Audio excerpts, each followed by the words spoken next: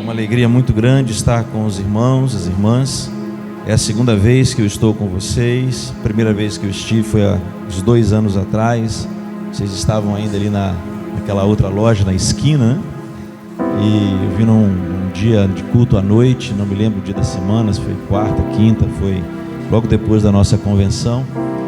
E estar aqui e ver esse templo, né, que o Senhor preparou para vocês louvarem, adorarem, bendizerem ao Senhor, enche o nosso coração de alegria, pois é isso que Deus tem, é isso que Deus quer, é fazer com que nós prosperemos, cresçamos, né, na presença dEle, no conhecimento, na graça, mas também em estrutura. E eu costumo dizer que Deus, Ele, quando dá um lugar assim maior, é porque Ele tem mais gente para enviar. Então esse lugar, né, daqui a um tempo vai ficar pequeno também para aqueles que o Senhor há de enviar, para que vocês possam cuidar, possam discipular e fazê-los parecidos com Jesus. Quem crê, diga amém. Eu quero convidar você a se colocar em pé no seu lugar. Nós vamos ler a palavra de Deus. Obrigado. Capítulo 8 do Evangelho segundo Mateus. Nós vamos ler os 4 primeiros versículos. Evangelho segundo Mateus, capítulo 8, versículos de 1 a 4. A palavra do Senhor diz assim: quando ele desceu do monte, grandes multidões o seguiram. Um leproso, aproximando-se, adorou de joelhos e disse: Senhor, se quiseres, podes purificar-me.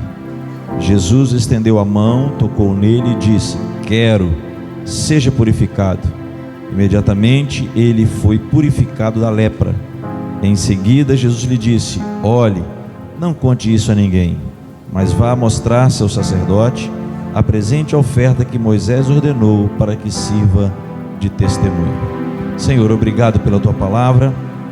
Aplique ao nosso coração de forma que nós possamos compreender e entender, sermos ministrados, purificados, limpos, lavados, santificados, restaurados, renovados, a fim de que o teu nome seja glorificado através das nossas vidas, que o teu Espírito e o Espírito de sabedoria, de conhecimento, de entendimento seja liberado sobre nós, para que nós possamos, ó Pai amado, aprender com o Senhor. O Senhor disse: aprendei de mim, e sou manso e humilde de coração, e encontrareis descanso para a vossa alma.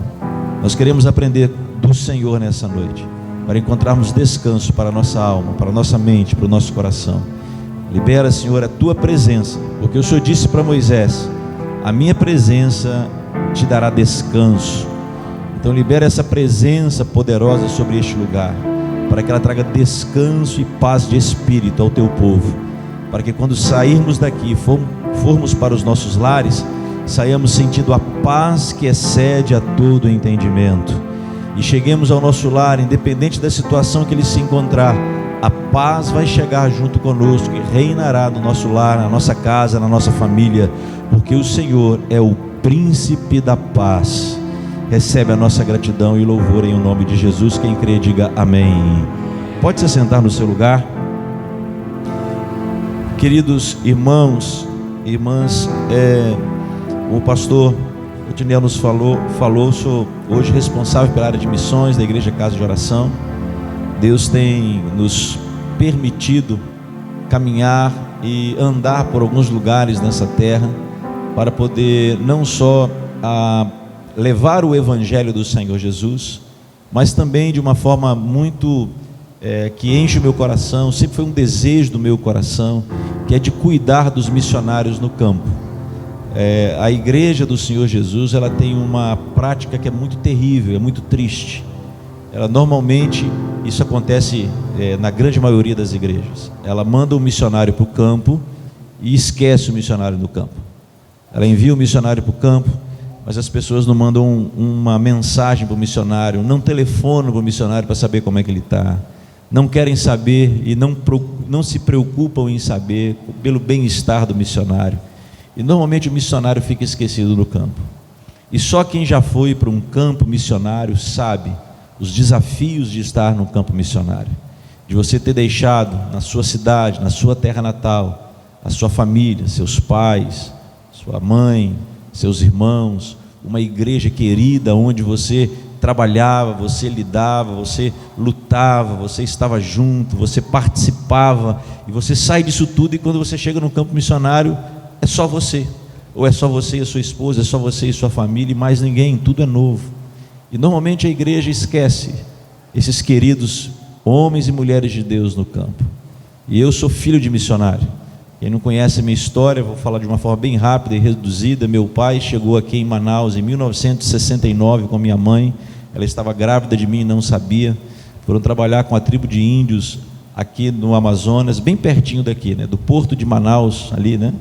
Até onde eu nasci eram 30 dias de viagem de barco. Então era logo ali, né? Bem pertinho. Imagina você viajar nesses rios aqui, que vocês conhecem, 30 dias. Meu pai, a última vez que ele esteve aqui foi em 2017, Jesus o recolheu em 2018. Até em 2017 eu vi ele conversando com alguns caboclos aí no meio do mato aí do rio, e ele começava a dizer: olha, eu entrava nesse rio, nesse, aí chegava num rio, o caboclo falava assim: esse aí eu já não conheço mais. Ele falou: pois é, ainda entrava mais nesse, para chegar lá aonde eu trabalhei. Então foram 4 anos trabalhando aqui nas tribos, nessa tribo dos Denis, quase fronteira com o Peru, entre idas e vidas aqui em Manaus. Depois nós fomos para Itacoatiara, onde começamos um trabalho da Igreja Batista ali em Itacoatiara. Posteriormente fomos para o Paraná, onde meu pai foi trabalhar com a implantação de casas de recuperação de pessoas dependentes químicas. Depois retornamos a Minas Gerais, a Belo Horizonte, a cidade deles. Chegamos ali em 83, estamos até hoje. Então eu nasci em missões, sou filho de missionários e filho da missão. E eu sei o que é a luta, o que é a batalha de um missionário que fica esquecido no campo. Muitas vezes o missionário não precisa só do recurso, do dinheiro, a oferta que a igreja envia. Ele precisa de calor humano. Meu pai, quando viajou a primeira vez para a Itália para estabelecer um trabalho missionário, ele ficou 6 meses na Itália. Naquela época não existia a facilidade que nós temos hoje, por exemplo, com a internet. Nós escrevíamos uma carta para o meu pai, ela demorava 1 mês para chegar na Itália. Então era 1 mês para ir e 1 mês para voltar. Ou seja, nós escrevíamos hoje, só teríamos uma resposta se corresse o dia normalmente, sem nenhuma interrupção. Nós só teríamos a resposta 2 meses depois. Hoje nós temos acesso, você pode falar com um missionário em qualquer lugar do mundo, você consegue falar com ele instantaneamente, imediatamente. Se eu pegar o telefone aqui e ligar agora para Bolívia, eu consigo falar nesse momento com os nossos missionários que estão lá. Se eu pegar o telefone aqui e ligar agora para Moçambique, eu vou acordá-los, porque lá é 5 horas para frente, mas eu consigo falar com os nossos missionários. E muitas vezes, queridos, que eles querem apenas um calor humano, pensar e saber que a igreja se lembra deles.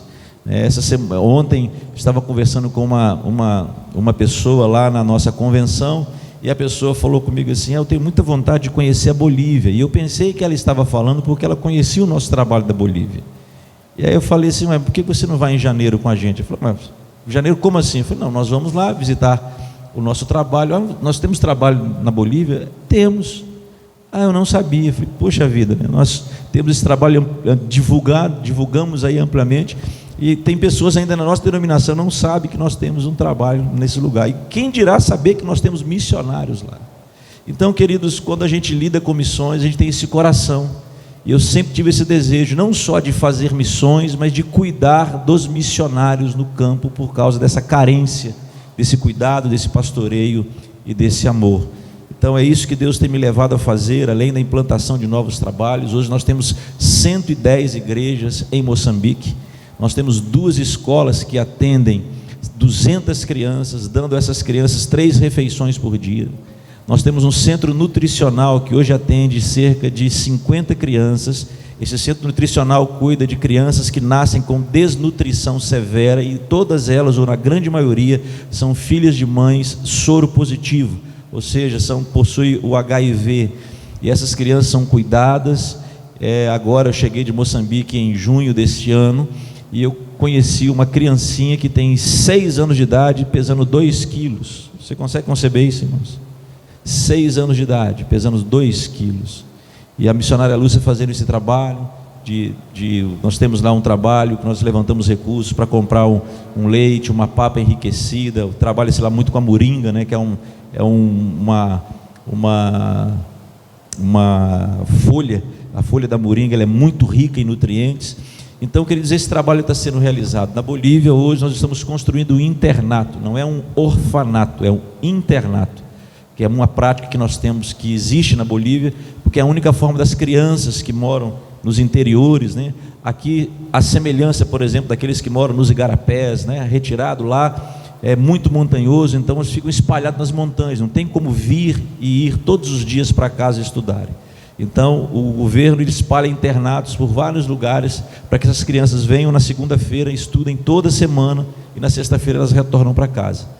Nós adotamos 2 internatos do governo, eles estavam destruídos, as crianças passando necessidade. Durante 4 anos nós adotamos 2 internatos, e depois que eles estavam bem arrumados, bonitinhos, o governo foi e tomou das nossas mãos. Eles queriam que a gente colocasse só dinheiro na mão deles para eles fazerem o que eles quisessem. Falaram, não, botar dinheiro na mão de vocês, ou nós continuamos ou não. Tivemos que abandonar 2 internatos. Até que, nesse período, um moço chamado Dom Gregório, acompanhando o nosso trabalho nos outros internatos e vendo a injustiça que nós sofremos em 2 trabalhos seguidos, ele nos procurou e nos doou um terreno de 30 mil metros. E ele falou assim, olha, eu estou acompanhando vocês há 3 anos, eu tenho certeza e vejo que o trabalho de vocês é sério. Agora eu quero contar minha história para vocês. Hoje eu sou um homem bem sucedido, eu sou um homem rico hoje, mas eu fui criado dentro de um internato. A minha mãe, quando eu tinha 9 anos de idade, o meu irmão 8 e a minha irmã 4 anos de idade, ela tirou a própria vida, e nós ficamos órfãos. Meu pai já havia morrido, e foi no internato que eu tive a expectativa para estudar, poder crescer, poder ampliar os meus horizontes. Eu viajei para a Espanha, ganhei dinheiro, voltei e hoje eu sou um homem bem sucedido. E é uma forma de eu retribuir aquilo que foi feito por mim, é dar esse terreno para vocês. Ele nos deu um terreno de 30 mil metros, papel passado. Hoje nós estamos construindo um internato que tem aproximadamente 500 metros quadrados para atender 100 crianças. Nós estamos já no ponto do cintamento, agora estamos levantando recursos para fazer o cintamento, depois a laje, para que essas crianças possam ser acolhidas. E aí ele é nosso, né, da Igreja Casa de Oração, então ninguém pode meter a mão mais, o governo não pode mexer mais, é uma obra nossa, e Deus tem feito grandes coisas naquele lugar, né? Temos hoje também um trabalho em Portugal, lá a Igreja Casa de Oração, o pastor Alexandro, estamos dando também assistência, a igreja está crescendo naquele lugar. Então Deus tem feito coisas extraordinárias, maravilhosas na obra do Senhor. Aqui temos cuidado também ali do trabalho com os ribeirinhos do Macunã, né? Amo aquele trabalho, não sei se vocês já foram, se não foram, vão agora dessa com a pastora Adalberta, é um trabalho muito precioso. Ontem o nosso irmão Moro foi consagrado a diácono, vai ficar no período probatório também para ser pastor na nossa igreja ali no Macunã. Então, queridos, Deus tem feito coisas extraordinárias. Agora, para que você entenda isso, e eu estou falando tudo isso porque eu quero chegar aqui no texto, são quebras de paradigmas, quebras de mentalidades que nos fizeram chegar nesse lugar. Queridos, eu cheguei na Igreja Casa de Oração em 1983, então em fevereiro desse ano eu completei 42 anos da Igreja Casa de Oração. Se você não conhece a história da Igreja Casa de Oração, ela começou na cidade de Ribeirão das Neves, na região metropolitana de Belo Horizonte, dentro de um galinheiro, em um bairro que chama Areias, um dos bairros mais pobres. Ribeirão das Neves é a cidade mais pobre da região metropolitana de Belo Horizonte, e Areias é um dos bairros mais pobres de Ribeirão das Neves. Dentro de um galinheiro começou a nossa igreja em outubro de 1974. Eu cheguei junto com a minha família em 1983, estava inaugurando a 3ª igreja Casa de Oração para todas as nações. A primeira era lá em Areias, a segunda em Rio Acima, numa outra cidade da região metropolitana, e a 3ª foi essa que meu pai chegou para pastorear, tinha 13 anos de idade, 1983. Começamos esse trabalho. Missões não existia. Meu pai sempre foi missionário, sempre desejou fazer missões, mas não tinha espaço dentro da igreja de Casa de Oração para missões. Mas com o tempo as coisas foram caminhando, a igreja foi crescendo, de 3 passou para 6, hoje nós somos mais de 70 igrejas espalhadas pelo Brasil e fora do Brasil. Só na África são 110 igrejas, né? Então, pensando na África, que é uma situação à parte, há 110 igrejas, então hoje nós somos quase 200 igrejas espalhadas pelo mundo. Deus foi fazendo a coisa acontecer. E quando nós pensamos em missões, o nosso pastor, o pastor Joaquim, ele não tinha essa visão missionária. Mas em 2021, depois da pandemia, ele me chamou e falou assim: Eliatão, eu quero desafiar você a nós começarmos uma secretaria de missões, para nós trabalharmos com missões de forma direta nesse ministério. E queridos, de lá para cá, Deus tem feito coisas extraordinárias, as portas têm se aberto para nós, cada vez mais campos estão se abrindo. Eu tenho orado ao Senhor, hoje eu tenho um desejo no meu coração, se o Senhor me der condições ainda esse ano, quero vir aqui na Ilha do Marajó, para trabalhar, para conhecer. Eu tenho um pastor amigo meu que tem um trabalho ali, precisa de ajuda, para trabalhar com aquelas crianças que muitas vezes são traficadas, né? A gente conhece um pouco dessa história da Ilha do Marajó, e quem sabe o Senhor vai abrir uma porta para a gente, ainda mais que vocês estão aqui pertinho, na igreja do Amazonas, né? Dar essa força, a gente fazer essa ponte aqui, que está bem pertinho, para podermos iniciar um trabalho ali também na Ilha do Marajó. Então assim, Deus está fazendo coisas extraordinárias, e nós precisamos estar atentos. E eu queria falar um pouco sobre isso nessa noite. O que nos impede de avançar? O que nos impede de conquistar algo de Deus para as nossas vidas? Muitas vezes, queridos, nós sonhamos, nós desejamos, nós queremos, nós ansiamos, mas nós não conseguimos romper, nós não conseguimos avançar. E queridos, o que nos impede de romper? O que nos impede de avançar? Na grande maioria das vezes, são as nossas tradições. Eu nunca vi um povo para ter tanta tradição igual crente. E a minha maior tristeza é que a maioria das tradições são coisas que não se sustentam biblicamente. Não se sustentam biblicamente, não tem base bíblica, é tudo costume, e são costumes que nos fazem, que impõem limites, são costumes, são fatores limitantes para as nossas vidas. Eu vou falar algumas coisas aqui para vocês, e eu não estou falando em termos de que é pecado, não é pecado, mas é para que a gente pense um pouco, né? A minha mãe é uma mulher de oração, minha mãe é uma mulher intercessora, guerreira, mas para minha mãe só serve orar se for de joelho. Se não for de joelho, para ela parece que todo mundo está pecando. Aí eu falo com ela assim: mãe, e quem não tem perna, como é que faz? Quem não tem perna não tem joelho, como é que vai ajoelhar para orar?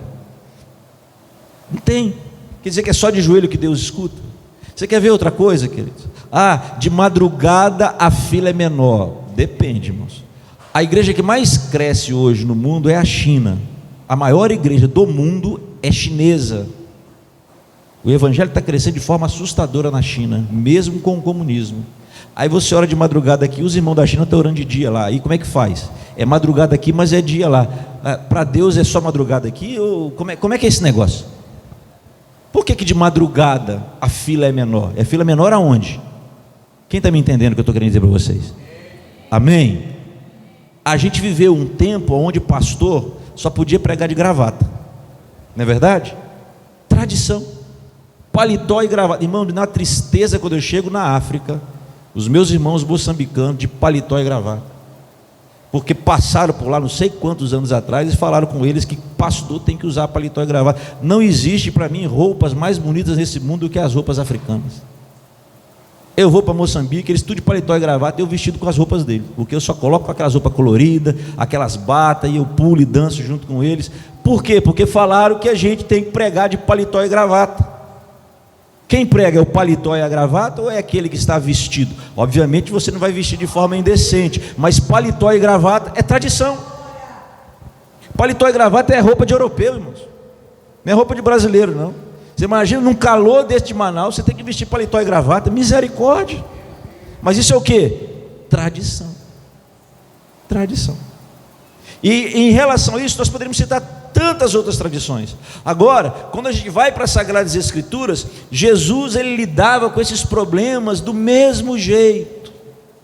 Certa vez, chegaram para Jesus e perguntaram assim: por que vocês não lavam as mãos para comer?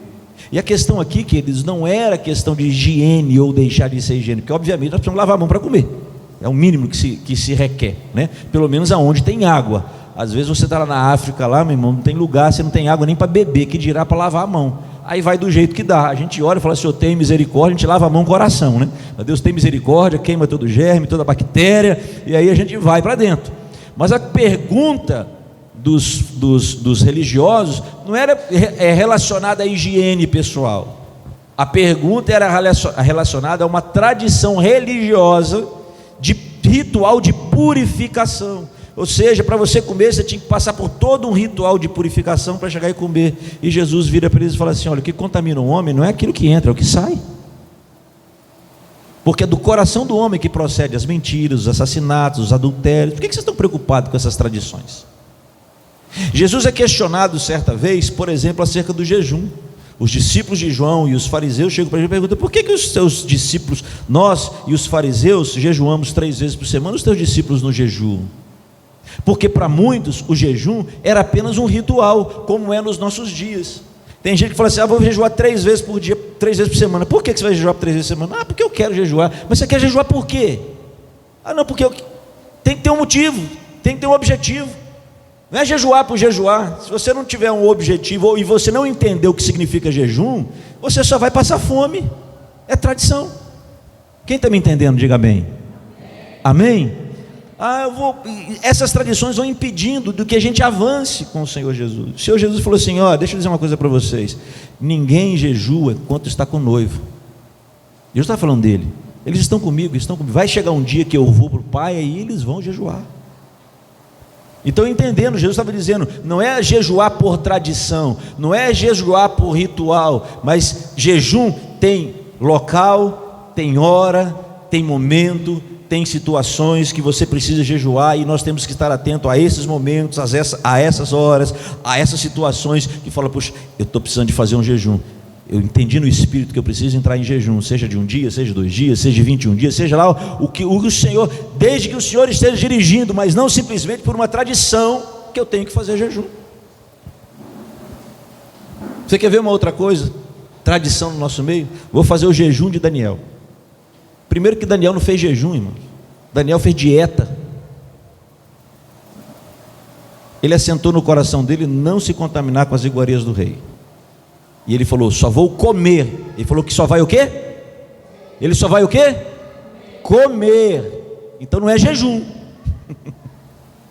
Eu só vou comer frutas, verduras, mas não vou comer nada do que está posto no manjar do rei.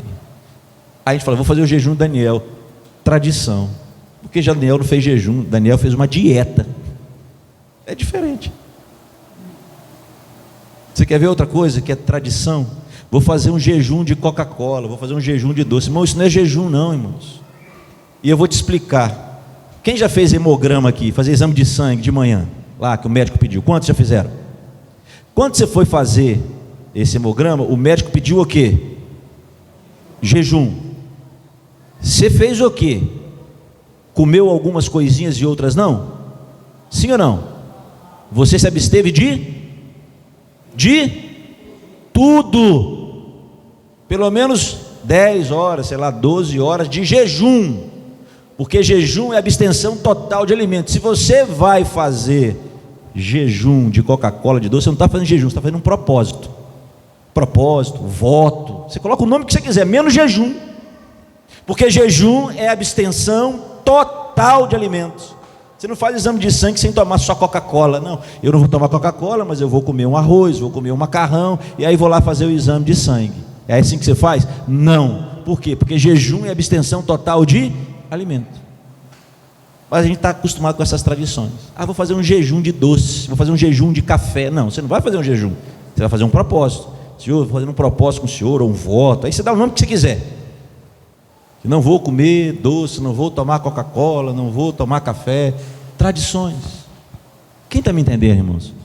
E essas coisas nos impedem muitas vezes de conquistarmos em Deus. Você sabe por quê, queridos? Porque não adianta querer fazer a coisa certa. Você tem que fazer a coisa certa da maneira certa. E eu vou te explicar isso também na Bíblia, para você entender e amarrar tudo que eu estou dizendo até aqui. A arca do Senhor Jesus, a arca do Senhor Deus, melhor dizendo, a arca foi dada por Deus, o molde tal, e o Senhor explicou tudo para Moisés, como ela deveria ser feita e como ela deveria ser carregada. Ela tinha 2 argolas em cada lado, ou seja, 4 argolas. Ela tinha que ter uma vara que atravessava de um lado e do outro, e carregado por 4 homens, que eram sacerdotes. Você quer ver outra tradição? Lembrei aqui agora, chamar esses meninos que tocam aqui de levita. Eles não são levita não, porque levita é da tribo de Levi, a não ser que eles são judeus da tribo de Levi. Eles não são levitas, eles são músicos. Eu sou levita. Não, não sou levita, eu sou músico. eu toco, eu canto para o Senhor. Se for pensar em termos de ministério bíblico, pode estar, acredito eu, que esteja enganjado no servo, dentre os dons, dom de servir. Eu sirvo a Deus cantando, eu sirvo ao Senhor tocando, porque eu sou músico. Eu sou um levita. Tradição. Então a gente vai ouvindo e vai repetindo, vai ouvindo e vai repetindo. Mas voltemos à arca. Então, o sacerdote colocava nas costas e a arca do Senhor era carregada nas costas. Só que nós temos um episódio de Davi, depois que os filisteus levaram a arca e arrumou aquela confusão toda lá, depois dos filhos de Eli, Ofni e Finés morreram, o Eli também morreu, ela ficou lá esquecida 20 anos, trouxe uma confusão lascada, enfim, quando ela está voltando, fica na casa de Obed-Edom depois desse problema, mas enfim, antes disso, o que Davi faz? Pega um carro de boi, bois novos, coloca a arca em cima. Ele estava fazendo a coisa certa, que era trazer a arca de novo para Jerusalém, mas da forma errada. É isso que eu estou querendo dizer para vocês, que as tradições nos levam muitas vezes a querer fazer a coisa certa, mas da forma errada. Eu vou fazer um jejum de doce. Não, faz um propósito de não comer doce, quer apresentar para o Senhor, beleza, tranquilo. Agora, por que você está fazendo esse propósito? Vamos lá, por que eu estou fazendo um propósito de não comer doce? Não, minha glicose está alta demais. O que Deus tem a ver com isso? Para de comer doce, não precisa fazer propósito para isso não, hein? Você está querendo um bem-estar, e aproveitar esse bem-estar que você está buscando e dar um nome espiritual dele de jejum. Você acha que Deus vai receber isso de você? Você está fazendo a coisa certa, mas da forma errada. A coisa certa é: eu preciso parar de comer doce, mas eu tenho que fazer isso como jejum? Quem está me entendendo? Estão me entendendo, irmãos? Tem gente que quer espiritualizar o problema dele, ou quer pegar carona. Já que eu preciso, melhorar, abaixar a glicose, porque eu sou pré-diabético, eu tenho que fazer isso, então eu vou fazer um jejum. Não faz jejum não, é só ser disciplinado. É só você ser disciplinado. Amém? Amém? Fazer a coisa certa da forma certa. Então eles colocam no carro de boi, e a palavra do Senhor diz que o cabo de boi passa numa pedra, desequilibra, a arca vai cair, Uzá leva a mão para segurar a arca. O que acontece? Deus mata ele, porque ele tocou na arca e não podia tocar na arca, porque eles estavam fazendo a coisa certa, mas da forma errada. A tradição nos leva a isso e nos impede de ser abençoados por Deus. Mas como é, pastor, que a gente tem que fazer então com essa tradição? Nós temos que romper com as tradições, nós temos que quebrar com as tradições, nós temos que jogar essas tradições no lixo. E é isso que esse texto está dizendo. Preste atenção, vamos aqui, capítulo 8, versículo 1. Quando ele desceu do monte, grandes multidões o seguiram. Um leproso aproximou-se dele. Ponto, vamos parar aqui. Um leproso aproximou-se. Quebra de tradição. Por quê, queridos? A Bíblia fala dentro desse contexto, a gente estuda aí a Bíblia. O leproso, ele era considerado, ele era considerado e chamado de imundo. Fale comigo, imundo. Imundo. Por que ele era considerado, chamado de imundo? Porque se alguma pessoa encostasse no leproso, ou se o leproso encostasse alguma pessoa, mesmo que por acidente, aquela pessoa que teve o contato com o leproso, ela precisava de cumprir um período de purificação, porque ela foi contaminada pelo toque com o leproso. Ela ficava 3 dias sem contato com ninguém. Depois de 3 dias ela tinha que tomar um banho bem tomado, aquela situação toda, tinha que ir no sacerdote, oferecer uma oferta pela sua purificação e voltar. Então o leproso, eles viviam fora da cidade, mas eles precisavam de vir na cidade para ter algumas questões, como comprar comida, o básico para sobreviver. E aí o que acontecia? A lei diz que eles tinham que entrar na cidade, e principalmente ao virem pessoas, eles tinham que gritar: imundo, imundo, ou seja, está passando o imundo, toma cuidado, o imundo está vindo por aqui, vai para longe de mim. Irmãos, tenta imaginar isso na sua mente. Tenta imaginar isso na sua mente. Você é uma pessoa que possui a lepra, e isso é uma coisa que eu tenho uma lembrança muito vaga, que nessa época meu pai morou aqui em Manaus, eu morei aqui até os 4 anos de idade. Aqui tinha um leprosário, eu não sei se existe ainda, existe? Com certeza não, né? Porque não é mais para ter. Mas existia um leprosário, ou seja, era uma cidade onde as pessoas possuidoras dessa enfermidade da hanseníase estavam separadas lá. Eu lembro que meu pai fazia trabalho de evangelismo nesse leprosário. Paricatuba. Pois é. Agora você vê que até pouco tempo, porque hoje não existe mais isso, mas até pouco tempo, quanto tempo? Uma história da área da saúde, quanto tempo mais ou menos que erradicou os leprosários? 30. Mas olha para você ver, se nós estamos pensando numa história, vamos colocar que o leprosário foi extinto há 50 anos, ou seja, durante 1950 anos pelo menos, isso foi uma prática comum, os leprosos serem desprezados, marginalizados, e nessa época, ao entrar na cidade, tinham que gritar: imundo, imundo, imundo. Você já parou para pensar num filho de um leproso, talvez também com lepra, com a hanseníase, ele entrar na cidade e ver uma criancinha, e a criança é muito espontânea, querer correr para brincar com a outra criança, e o pai tem que segurar e falar assim: você não pode chegar. A criança não entende, não sabe o que é isso. Você imagina como uma criança com lepra cresce. Tente imaginar a cabeça dessa criança. Hoje nós falamos muito sobre a questão de adoecimento mental, né? Eu estou hoje estudando psicologia, estou no 3º semestre, estou apaixonado com isso. Imagine o que é uma pessoa crescer ouvindo isso. Você não pode ter contato com ninguém, você não pode tocar em ninguém, ninguém pode tocar em você. Você imagina, irmãos, o que isso causa numa pessoa? Agora a palavra do Senhor diz que esse leproso, quando ele vê Jesus,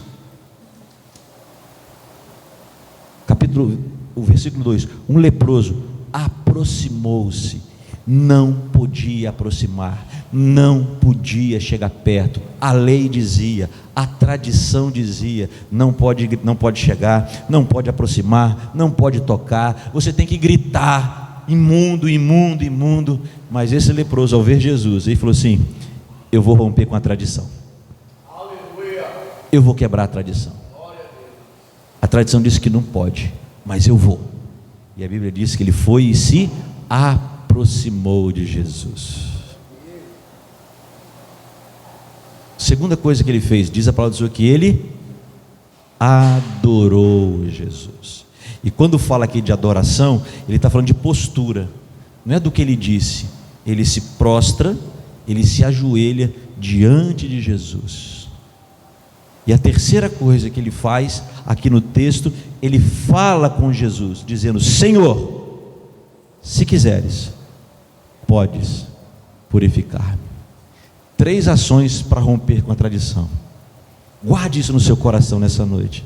Você quer viver uma nova vida diante do Senhor, em termos de ter experiências com Deus? Você quer alcançar aquilo que a tradição tem impedido você? Primeira coisa, se aproxime de Jesus. Fale comigo: eu preciso me aproximar de Jesus. Fale, queridos, eu preciso me aproximar de Jesus. Quando você se aproxima de Jesus, você quebra tradições. Adorou ao Senhor, postura, se ajoelha diante do Senhor Jesus. Isso é tão lindo, queridos. Quando você vê Marta e Maria, que Lázaro havia morrido, a palavra do Senhor diz que Jesus ele estava um pouco fora da aldeia, e aí mandou avisar que ele estava ali. Primeiro vem Maria, corre até Jesus e fala: Senhor, se o Senhor estivesse aqui, o meu irmão não teria morrido. Maria: ele vai ressuscitar. Ah, eu sei, Senhor, que ele vai ressuscitar no último dia. Vai embora. Daqui a pouco vem Marta. Desculpe, ao contrário. Primeiro Marta, que faz isso. Daí a pouco vem Maria. Maria vem e fala a mesma coisa com Jesus: Senhor, se o Senhor estivesse aqui, o meu irmão não teria morrido. Só que tem um detalhe diferente entre Marta e Maria. A Bíblia diz que Marta vem e diz: Senhor, se o Senhor estivesse aqui, o meu irmão não teria morrido. Ah, Marta, ele vai ressuscitar. Eu sei, Senhor, no último dia. Daqui a pouco vem Maria. A Bíblia diz que ela, aproximando-se dele, ajoelhou e disse: Senhor, se o Senhor estivesse aqui, o meu irmão não teria morrido. Logo depois, sabe o que acontece? Diz assim: e Jesus chorou.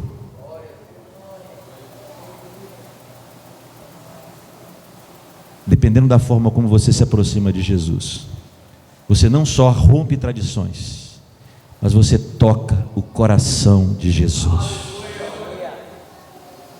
ele se aproxima, ele adora, e por último, mas não menos importante, ele fala, ele expressa a sua dor, ele expressa aquilo que está fazendo doer o seu coração. E diz: Senhor, se o Senhor quiser, o Senhor pode me curar. Ele não se aproxima e não tem uma atitude de arrogância, de prepotência. Ele não derrama diante do Senhor as suas mágoas. Ele poderia muito bem chegar diante do Senhor, se aproximar, ajoelhar e dizer: Senhor, eu sou um homem que eu carrego uma mágoa profunda no meu coração, porque todas as vezes que eu entro nessa cidade eu tenho que gritar a minha enfermidade para todo mundo. Eu tenho que gritar que eu sou um homem imundo. As pessoas correm de mim, as pessoas têm medo de mim, as pessoas olham para mim com o nariz e entortam o nariz, as pessoas se afastam de mim. Sabe, queridos, muitas vezes a gente se aproxima com o Senhor para derramar as nossas mágoas diante dele, quando na verdade a única coisa que nós precisamos dizer para ele é: Senhor, eu sei que o Senhor é o Senhor dos senhores, o Senhor é o Deus dos deuses, o Senhor é o Rei dos reis, o Senhor conhece a minha necessidade, e se o Senhor quiser, o Senhor pode fazer tudo novo na minha vida. Quem está me entendendo, diga amém. Quem está me entendendo, diga amém. Ele se aproxima, ele se prostra e ele fala com o Senhor: se o Senhor quiser, o Senhor pode mudar a minha história. Se o Senhor quiser, o Senhor pode mudar a minha vida. Se o Senhor quiser, o Senhor pode transformar a minha realidade. Basta o Senhor querer. E aí, queridos, é lindo também, porque Jesus também rompe com a tradição. O leproso rompe com a tradição de se aproximar, prostrar e falar com o Senhor. E como é que Jesus rompe com a tradição? A ruptura da tradição por parte de Jesus, para mim, ela é extraordinária. É algo, irmãos, para mim essa cura de Jesus é a cura mais linda da Bíblia. Para mim, essa cura de Jesus é a cura mais linda, mais maravilhosa que Jesus faz. Sabe por quê? Porque Jesus, quando ouve o leproso falar, diz aqui, versículo de número 3, estão comigo aí? Verso 3, amém? Quem tá lendo aí comigo diz amém. O que Jesus fez? O que Jesus fez? Estendeu a mão e fez o quê? Tocou. Jesus falou com ele: ser curado? Aí, Jesus falou com ele: eu vou te curar? Falou? Não. Jesus não falou que ia curar ele. Nesse primeiro momento, presta atenção, ele aproxima, ajoelha e fala. Imediatamente Jesus faz o quê? Toca. Agora, irmãos, vamos voltar lá atrás, quando eu falei com você. Imagina a cabeça de um leproso, de um filho de um leproso, de alguém que cresce nesse ambiente, sendo desprezado, sendo marginalizado, tendo que gritar que é imundo, vendo as pessoas correrem dele, vendo as pessoas se afastarem dele, ou as pessoas dando ordem para ele se afastar delas. Agora ele encontra Jesus. Jesus, ele é um mestre, Jesus é um rabino, Jesus é um homem respeitado. Para você ter noção, um mestre da lei como Jesus também era, um rabino como Jesus também era, nem mulher podia tocar em Jesus. Não era em Jesus. As mulheres não podiam tocar nos mestres da lei. As mulheres não podiam tocar nos rabinos. Aquela mulher do fluxo de sangue, ela também rompe com a tradição. Ela disse: se eu tocar apenas na veste. Ela sabia que ela não podia tocar nele, porque ele era um homem e era um rabino. Mas ela falou assim: vou tocar nas vestes dele. Ela usa uma brecha na lei para poder fazer o que ela queria. Então, Jesus, como mestre da lei, como um rabino, ele não poderia ser tocado nem por mulher. Agora, um leproso, que não pode ser tocado por ninguém, a não ser alguém que tenha lepra, como ele, que é desprezado, marginalizado, está diante de um homem que, diante da lei, esse homem é praticamente intocável, é um homem puro, que não pode ser contaminado por nada. De repente, esse homem faz o que com ele? Toca nele. Se coloca no lugar desse homem, queridos, que nunca foi tocado por um puro, que nunca foi abraçado por um puro, que nunca foi notado por um puro, de repente agora Jesus, antes de mais nada, Jesus faz o quê? Toca nele. Glória a Deus. Sabe o que Jesus fez, queridos? Antes de curar o corpo dele, Jesus estava curando a alma, as emoções daquele moço, dizendo: enquanto todos te consideram impuro, eu te considero puro. É isso que Jesus faz com a gente, irmãos. A gente na lepra do pecado, perdido, abandonado, ninguém dava nada por nós, cada um tem a sua história, mas Jesus não está nem aí para isso. Ele chegou e tocou na gente e mudou a nossa sorte. Quem está me entendendo, diga amém. Antes de Jesus curar o corpo dele, Jesus curou as emoções dele, curou a mente dele, curou a alma dele, e diz: eu quero. E aí por último ele disse: ser limpo. E aquele homem foi curado da sua lepra.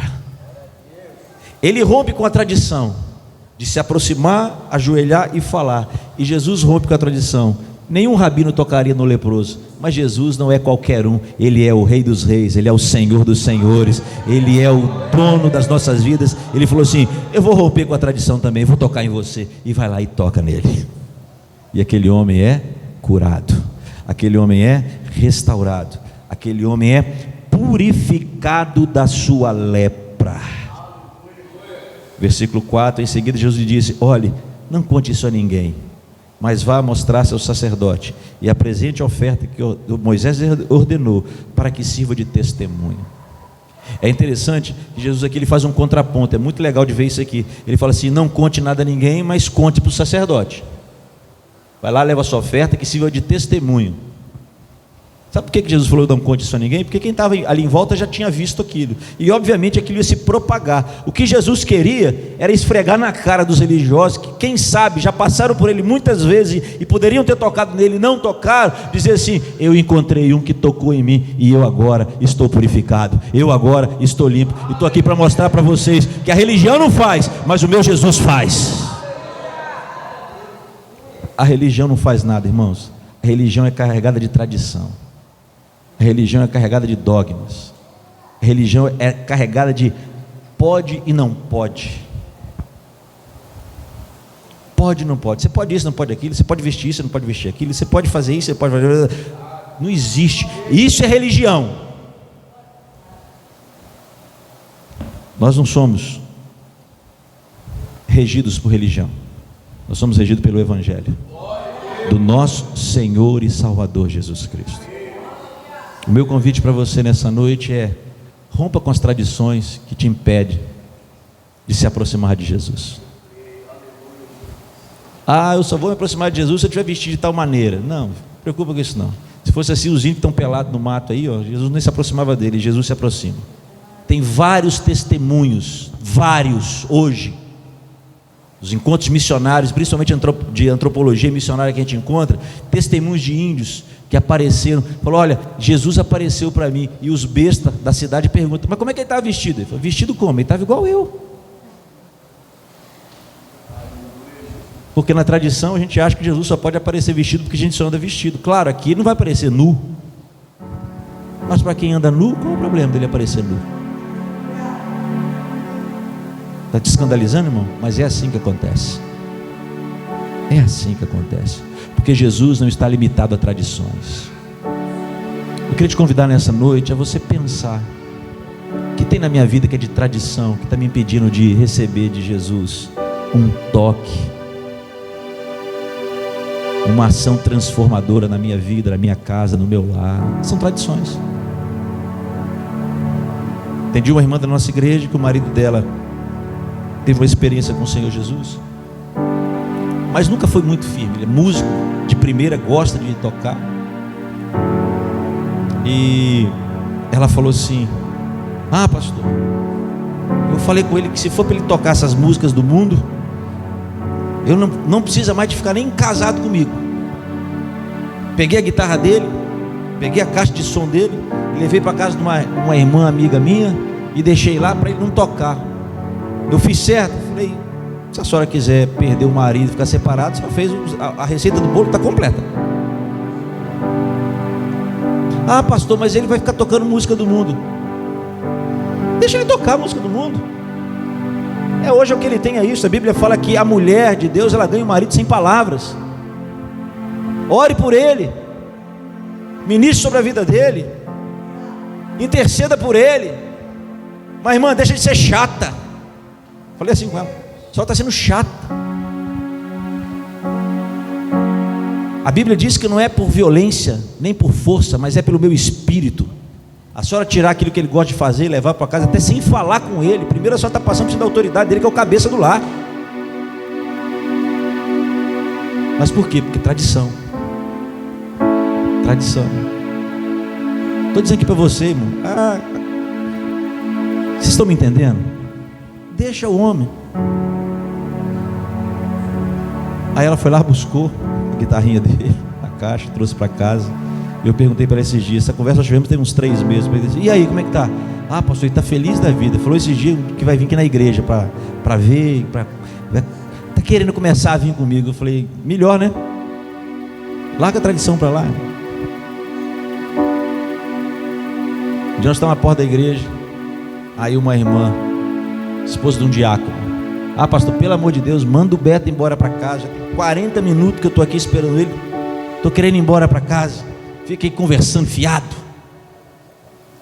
Eu falei: a senhora quer que ele volte para a porta do boteco, igual ele era antes de vir para a igreja, e passava a noite toda lá, ou a senhora prefere que ele fique 40 minutos conversando fiado? Quem está me entendendo, irmãos?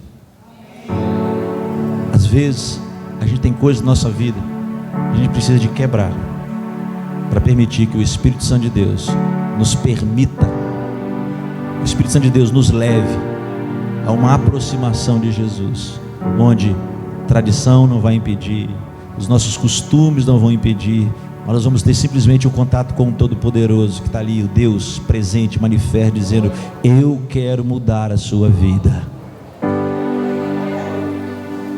E irmãos, a mudança que Jesus promove não é pesada, muito pelo contrário, ele vai tirar o peso. Vinde a mim todos vocês estão cansados, sobrecarregados, que eu vos aliviarei. Jesus não coloca peso sobre nós, ele tira o peso. Se você serve a Jesus e você acha que servir a Jesus é pesado, você está servindo a Jesus de maneira errada, porque servir a Jesus não é pesado. O meu fardo é leve e o meu jugo é suave. Ah, mas está difícil. Você está servindo ao Jesus errado, ou está servindo a Jesus de maneira errada. Eu não estou falando que não tem luta, que não tem batalha. Tem. Como tem? Ele falou: no mundo vocês vão ter aflições, mas ele disse: tem bom ânimo, estou junto com vocês. Foi igual eu ministrei ontem lá. Tem cruz para carregar? Tem. Mas ele está do lado, se for necessário ele ajuda a gente a carregar a nossa cruz. Vamos ficar de pé, vamos orar.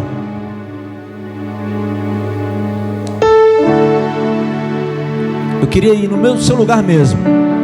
Se o Espírito Santo de Deus trouxe alguma tradição, algum costume, alguma coisa que você viu e fala assim: puxa vida, o Espírito Santo falou com você assim: você precisa abandonar isso aí, você precisa mudar isso aí, mudar essa mentalidade, essa forma de pensar, essa forma de agir. Eu vou orar agora. Eu queria que você apresentasse ao Senhor isso, dizendo: Senhor, me liberta disso, me liberta disso. Amém? Curva a sua fronte, feche seus olhos, vamos orar. Pai, no nome de Jesus, nós estamos diante do Senhor nessa noite. Quanta coisa a gente carrega, Senhor, de tradição, que a gente ouviu, que a gente escutou, que alguém falou, religiosidade, e que nos impede de nos aproximarmos de Ti. Mas nessa noite eu clamo ao Senhor, para que o Teu Espírito, sondando o nosso coração, faça-nos entender, perceber, compreender, enxergar o que há em nós de tradição, de conceitos, de preconceitos, que nos impede de nos aproximar de Ti, de receber o que nós precisamos, necessitamos e que vai fazer toda a diferença na nossa jornada. Mostra-nos, e ao identificarmos, nós queremos, ó Pai, em nome de Jesus, romper com essas tradições, mudar o rumo da nossa história, mudar a direção do caminho que estamos trilhando, e podermos, ó Pai amado, andar e trilhar esse caminho que o Senhor tem preparado para nós. O caminho do Senhor é perfeito, a palavra do Senhor é poderosa. O fardo que o Senhor, ó Pai amado, tem sobre nós não é pesado, e o jugo é suave, não machuca. Contigo, ó Pai amado, nós enfrentamos lutas, passamos por tempestade, mas o Senhor está no barco, e o Senhor tem a voz de autoridade dizendo: vento, cala-te, mar, aquieta-te. O Senhor é o nosso Deus. Libera, Senhor, sobre o teu povo, sobre a tua igreja nessa noite, uma obra de libertação.